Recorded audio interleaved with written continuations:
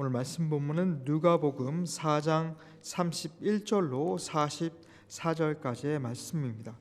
누가복음 4장 31절로 44절까지의 말씀입니다.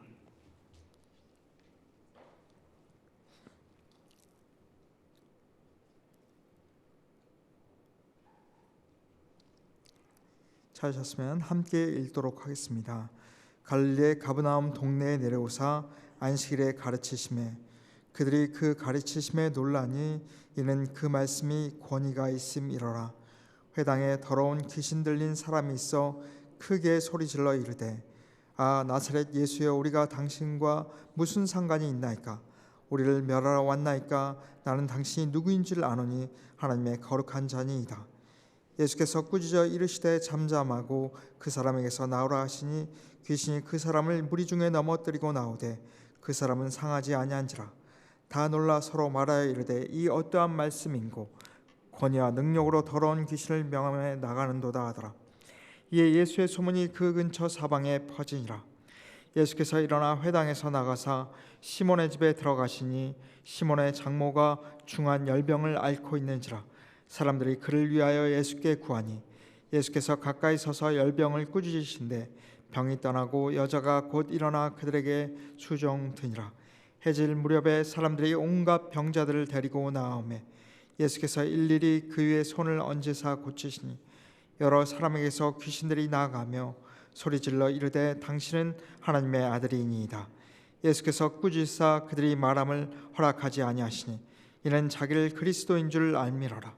날이 밝음에 예수께서 나오사 한적한 곳에 가시니 무리가 찾다가 만나서 자기들에게서 떠나시지 못하게 만류하려 하매 예수께서 이르시되 내가 다른 동네들에서도 하나님의 나라 복음을 전하여야 하리니 나는 이 일을 위해 보내심을 받았노라 하시고 갈릴리 여러 회당에서 전도하시더라. 말씀을 전하겠습니다. 먼저 누가복음 4장 31절로 37절까지의 본문은 예수님의 제1차 갈릴리 사역에 대해 보도하는 4장 14절로 6장 49절의 연속 부분입니다.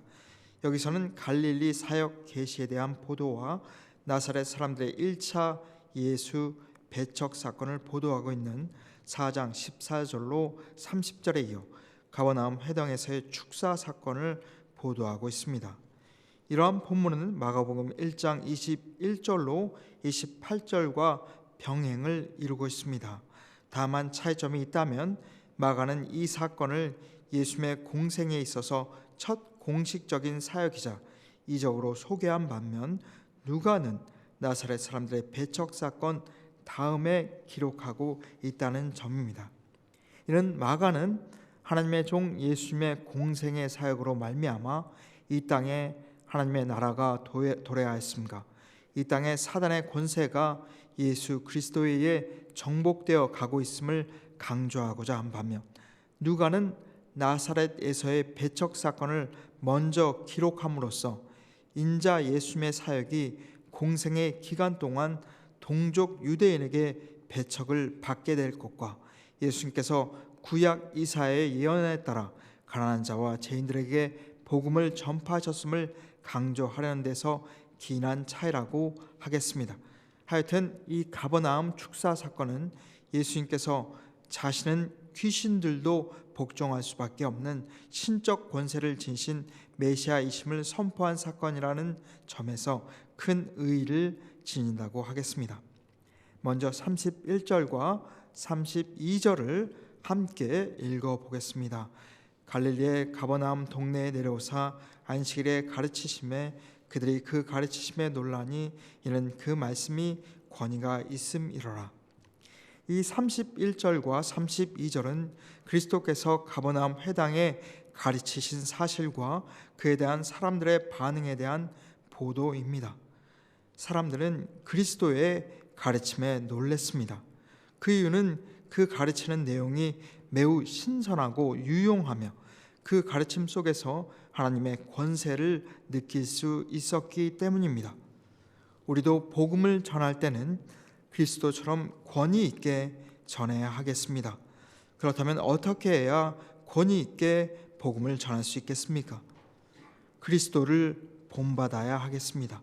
따라서 그리스도처럼 성령의 권능으로 가르치며 또한 전할 복음의 내용은 부수적인 외적인 내용들을 전하는 것이 아니라 하나님의 사랑, 속죄, 부활, 영생 같은 진리를 전해야 하겠습니다. 그와 같은 진리 속에 사람을 생명으로 인도하는 하나님의 권위가 담겨 있습니다. 다음으로 예수 그리스도께서는 늘 기도하여 성령 충만을 받으셨기에 권위 있게 사역하실 수 있었습니다. 복음서에는 주님이 사역을 마치시고 곧장 쉬신 것이 아니라 따로 한적한 곳에 가셔서 밤새도록 기도하신 예가 많이 기록되어 있습니다. 주님은 하나님의 아들로서 신적인 능력을 지니고 계셨지만 인성을 입으신 까닭에 성령님의 도우심을 입고자 기도하신 것입니다. 우리 또한 항상 깨어 간구하고 성령님으로 무장하여 복음 사역을 잘 감당해야 하겠습니다. 다음으로 33절을 함께 읽어보겠습니다. 회당에 더러운 귀신 들린 사람이 있어 크게 소리질러 이르되. 이 33절은 회당의 회중 가운데 더러운 귀신 들린 자가 있었다는 보도 내용입니다. 회당에는 아무나 함부로 들어올 수가 없었습니다. 회당장이 감시하여 이방인이나 세리나 창기 같은 사람들은 들여보내지 않았습니다. 그러니 귀신 들린 자도 들여보냈을 리 만무합니다. 그러나 예수 그리스도께서 하늘의 권위로 가르치기 시작하니 한 사람이 귀신에 들렸다는 사실이 밝혀진 것입니다. 그리스도 안에 하나님의 권능을 대하자 그 사람 속에 있던 귀신이 본 모습을 드러낸 것입니다. 우리는 여기서 당시 유대교가 얼마나 무능하고 인본주의와 형식주의로 변질되었는지를 알 수 있습니다. 그러하기에 유대교 회당에 귀신 들린 자가 있었던 것입니다. 하나님의 말씀을 형식적으로 낭독하고 인간들의 전통과 규례만을 반복적으로 가르치고 있었습니다. 그래서 주님은 회당에서의 가르침에 대하여 비판하였고 회당에서 가르치는 자들에 대해서도 비판하셨습니다. 그러므로 여기서 우리가 깨달아야 할 바는 우리 성도들은 오직 하나님의 권세만이 교회에서 왕과 같은 권세가 되도록 하여야 하겠습니다. 하나님의 말씀이 교회의 기반이 되도록 하여 예수 그리스도께서 교회의 주인 역할을 하도록 해야 하겠습니다. 이 사실을 기억하여 교회를 거룩한 하나님의 처소요 하나님의 권세가 시행되는 곳으로 만들어가는 성도님들이 되시기를 바랍니다. 다음으로 34절 아 나사렛 예수여 우리가 당신과 무슨 상관이 있나이까 우리를 멸하러 왔나이까 나는 당신이 누구인 줄 아느니 하나님의 거룩한 자니이다 라고 기록되어 있습니다. 이 34절은 회당에 있던 귀신 들린 자가 그리스도께 고백하고 불평하는 내용입니다. 우린 여기서 귀신 들린 자 또는 귀신의 믿음을 알 수 있습니다. 귀신의 믿음은 지식적으로만 믿는 믿음입니다. 그러한 귀신은 예수 그리스도를 지식적으로 알지만 그를 자신의 주로 믿거나 의지하지는 않습니다. 그러므로 우리가 경계할 것은 예수님에 대한 지식만 많은 것을 경계해야 한다는 것입니다. 중요한 것은 예수님을 주님으로 인정하고 순종하고 따르는 삶을 살아야 한다는 것입니다. 또한 귀신의 믿음을 가진 자들은 주님과 친밀한 교제 자체를 할 수 없습니다. 그러나 우리는 날마다 주님과 교제하고 주님께서 우리에게 이르시는 말씀을 순종하고 더욱 교제와 순종의 삶으로 나아가야 하겠습니다. 35절 예수께서 꾸짖어 이르시되 잠잠하고 그 사람에게서 나오라 하시니 귀신이 그 사람을 무리 중에 넘어뜨리고 나오되 그 사람은 상하지 아니한지라 라고 기록되어 있는데 이 35절은 주님께서 귀신 들린 자에게 귀신을 축출하시는 장면입니다. 예수님은 말씀 한마디로 귀신을 쫓아내심으로 귀신 들린 자를 귀신의 지배하에 해방시켜 주셨습니다. 그런데 이렇게 예수님께서 귀신을 쫓아낼 수 있는 것은 예수님께서 귀신보다 능력이 많으시기 때문입니다. 예수님은 만유의 주요 주권자이시기 때문에 사람에게서 귀신을 쫓아낼 수 있습니다. 아울러 예수님은 인류를 사단의 권세에서 해방시켜 영생의 소망을 주실 수 있는 유일한 분이기도 합니다. 그렇습니다. 예수님은 하나님과 함께 우주 만물을 창조하셨습니다. 그러기에 주 예수님은 지금 이 순간도 살아서 우주 만물의 질서와 운행을 주관하는 창조주로서의 권세를 가지고 계십니다. 그러므로 사단의 권세에서 해방될 수 있는 길은 오직 주님을 의지하는 것입니다. 세상에서 사단을 대적하여 승리하는 유일한 비결은 십자가상에서 사단의 세력을 부수고 승리하신 우리 주님의 권세와 능력을 의지하는 것밖에 없음을 우리가 믿었으면 합니다. 다음 38절부터 44절까지 말씀은 31절에서 37절에 이어 시몬의 장모와 병자들의 연속된 치유 및 제1차 갈릴리 순회 전도 사역에 대해 보도하고 있습니다. 먼저 38절과 39절, 예수께서 일어나 회당에서 나가사 시몬의 집에 들어가시니 시몬의 장모가 중한 열병을 앓고 있는지라 사람들이 그를 위하여 예수께 구하니 예수께서 가까이 서서 열병을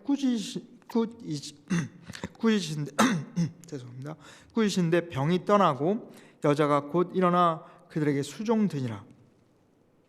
이 38절과 39절은 그리스도께서 시몬 베드로의 장모의 질병을 고쳐주신 내용입니다. 당시 베드로는 이미 결혼하여 장모와 아내를 부양하고 있었던 것 같습니다. 그런데 그리스도께서 베드로의 집을 방문하셨을 때 베드로의 장모가 중한 열병으로 앓아 누워 있었습니다. 원어를 참고하면 베드로 장모의 열병은 만성적이었습니다. 이러한 육체의 질병은 인간적으로 볼 때 불행한 일이 분명합니다. 질병으로 인해 고통당하는 것은 환자 자신이나 그를 지켜보는 사람에게나 분명 불행한 일이 아닐 수 없습니다. 그러나 질병으로 하나님을 더 찾고 병 앞에서 자신의 무능과 무기력함을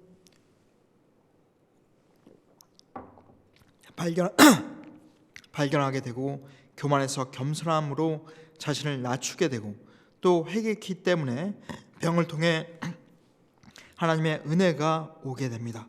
그러므로 베드로 장모가 어떤 병의 고통을 겪으며 그가 회복되는 과정을 통해 어떤 은혜를 겪었을지 생각해 봄으로써 우리도 단지 병을 고통으로만 여길 것이 아니라 그 속에 담겨진 하나님의 섭리를 깊이 생각해 보아야 할 것입니다.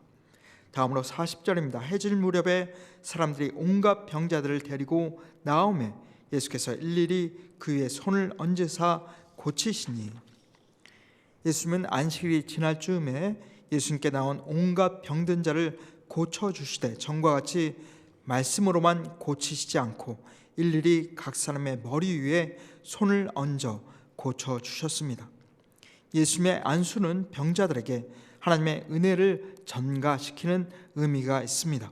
즉 예수님은 당신이 지니신 하나님의 은혜를 당신께 나온 온갖 병자들에게 나누어줘 그들을 치유해 주신 것입니다. 예수님은 병자들과 같이 마음이 가난한 자들에게 하나님의 은혜를 나눠 주셨습니다. 그러므로 우리가 명심해야 할 것은 스스로 자신을 낮추셨던 주님처럼 우리가 우리 자신을 낮추며 무엇보다 주님 앞에서 마음을 높여서는 아니 된다는 것입니다. 그리고 더욱더 주님의 은혜의 손길을 구해야 하겠습니다. 이를 위해서 늘 겸손하고 심령이 가난한 자들이 되어야 하겠습니다. 다음으로 41절입니다. 여러 사람에게서 귀신들이 나가며 소리질러 이르되 당신은 하나님의 아들이니이다. 예수께서 꾸짖으사 그들이 말함을 허락하지 아니하시니 이는 자기를 그리스도인 줄 알미라라. 이 41절은 그리스도께서 당신께 나온 병자들의 병을 고치실 때 여러 귀신들이 쫓겨나간 사실에 대한 보도입니다. 예수님께서 사역하실 때 병자들이 너무 많아서 주님의 사역 중 병자를 치유하는 사역이 많았습니다. 우리가 여기서 생각해야 할 것은 그 유대 사람들이 하나님의 선민임에도 각종 병으로 고생하는 자들이 넘쳐났다는 것을 주목할 필요가 있습니다. 왜 그렇겠습니까? 신명기 28장에는 하나님은 하나님을 순종하면 부와 명예와 건강을 누리도록 만들어 주시겠다고 약속하셨습니다. 반대로 하나님의 율법을 불순종하면 온갖 재앙과 병으로 심판하시겠다고 경고하셨습니다. 그러므로 예수님 당시의 유대 사람들은 하나님의 율법에 전적으로 순종하는 삶을 살지 못했다는 것입니다. 그러므로 예수님께서 병자들을 고치실 때 우선 죄부터 사해 주시고 또 귀신을 쫓아내신 것입니다. 그러므로 이를 통해 적용해 볼 것은 우리 또한 하나님의 자녀로서 살아가되 하나님의 택하신 자녀처럼 경건하고 거룩한 생활을 해야 한다는 것입니다. 오직 주님의 말씀과 성령님의 인도하심에 순종하는 생활을 해야 하겠습니다. 그렇다면 주님께서 우리를 영육간에 강건케 하실 줄 굳게 믿습니다. 끝으로 42절에서 44절을 보겠습니다. 날이 밝음에 예수께서 나오사 한적한 곳에 가시니 무리가 찾다가 만나서 자기들에게서 떠나시지 못하게 만류하려 하매 예수께서 이르시되 내가 다른 동네들에서도 하나님의 나라 복음을 전해야 하리니 나는 이 일을 위해 보내심을 받았노라 하시고 갈릴리 여러 회당에서 전도하시더라. 가버나움 사람들은 그리스도가 가버나움에 머물며 사역하기를 간청했습니다. 가버나움은 헤롯궁이 있는 도시로서 갈릴리에서 가장 큰 도시입니다. 부자들도 많았습니다. 귀족들도 많았습니다. 여러분, 우리가 이 당시 예수님 같았다면 가버나움을 사역의 최적지로 보고 안주하였을지도 모릅니다. 그러나 주님은 자신을 환대하는 가버나움을 떠나 다른 동네에서도 복음을 전해야 한다며 떠나셨고 온 갈릴리 여러 동네에서 사역을 하셨습니다. 여기서 얻는 교훈은 우리도 주님처럼 복음 전파의 사명을 받았는데 안주하는 삶을 살아서는 아니 되겠다는 것입니다. 여러분, 좋은 여건과 환경에서 안주하고 싶은 마음은 인간의 기본 욕구입니다. 그러나 비록 우리가 형편이 좋고 보장된 삶을 살더라도 주님의 복음과 교회를 섬기는 데는 늘 깨어서 컴포트존을 벗어나 사명감을 가지고 힘써서 복음 전파와 전도를 위해 용기를 내어 도전하고 또 힘써야 할 것입니다. 바울의 삶을 다시금 묵상했으면 합니다. 사도행전 19장 21절에 일이 다 된 후 바울이 마게도냐와 아가야로 다녀서 예루살렘에 가기를 경영하여 이르되 내가 거기 갔다가 후에 로마도 보아야 하리라 라고 말하였습니다. 사도 바울은 시종 주님의 복음 전파를 위해 한순간도 안락과 안주에 빠지지 않고 늘 자신을 추동해 주님의 복음 전파를 위해 불철주야 힘썼습니다. 복음 전파와 전도의 삶이 어떤 크리스천에게는 비록 그가 크리스천일지라도 거리가 멀게끔 느껴지는 개념으로 다가올 수 있습니다. 그래서 오직 자신의 삶만을 위해 기도하고 자신의 현실의 문제나 꿈과 계획만을 위해 주님을 의지하는 삶을 살아갈 수 있다는 것입니다.